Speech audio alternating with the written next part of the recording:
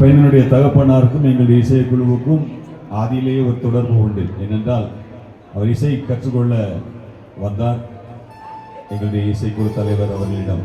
ஆகவே அந்த தொடர்பு இன்று வரைக்கும் அது பல ஆண்டுகள் 20-25 ஆண்டுகளுக்கு மேலாக தொடர்கின்றது.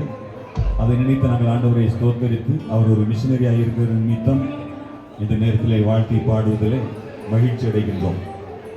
இப்பொழுதும் ஆண்டவருடைய பிள்ளைகளாக கூடி வந்திருக்கின்ற நாம் ஆண்டவரின் கட்டளைகளில் எத்தனை கட்டளைகளை கடைபிடித்து கீழ்ப்படிந்திருக்கின்றோம் அல்லது பாஸ் ஆகியிருக்கின்றோம் என்ற ஒரு கேள்விக்காக இந்த பாடல். அதை நாம் பின்பற்றி மிகச் சரியாக கடைபிடிக்கும் பொழுது நம்முடைய எல்லோருடைய வாழ்க்கையிலும் வெற்றி என்பது நிச்சயம் என்பதையும் கூறிக்கொள்கின்றோம். இந்த பாடலை கேட்டு மகிழ்கின்றோம்.